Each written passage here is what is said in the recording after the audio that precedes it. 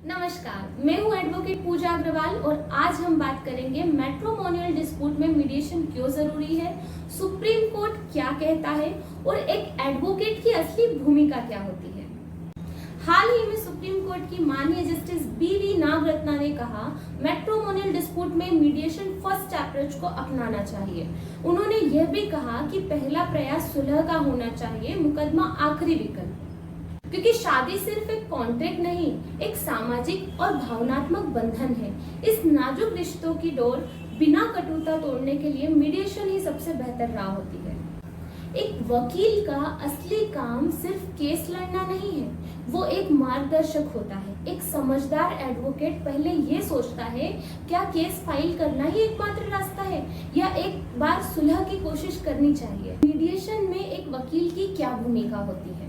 मुवक्किल को सही सलाह देना, अधिकारों और कानूनों की सीमाओं को समझाना, मीडिएशन मीटिंग में शांत और पेशेवर तरीके से पक्ष रखना, क्लाइंट को मानसिक रूप से भी सहारा देना, यही एक सच्चे और ईमानदार वकील की पहचान होती है। अब जानते हैं मीडिएशन के कुछ बेहतरीन फायदे।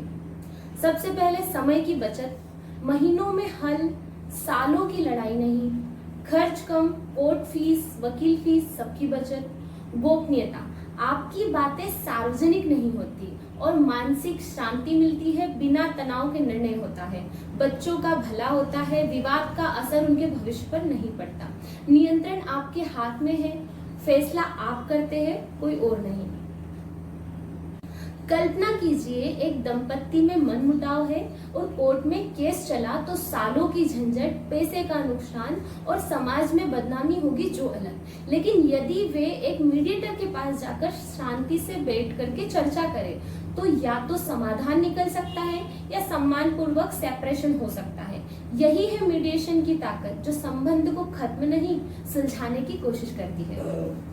तो अगर आपका कोई परिचित मैट्रिमोनियल डिस्प्यूट फेस कर रहा है तो मीडिएशन को जरूर एक मौका दें। एक जिम्मेदार एडवोकेट वही होता है जो अपने क्लाइंट को सही रास्ता दिखाए। अगर आपको ये जानकारी पसंद आई हो तो लाइक, कमेंट करें और सब्सक्राइब करें। मिलते हैं अगले लीगल इनसाइट वीडियो में।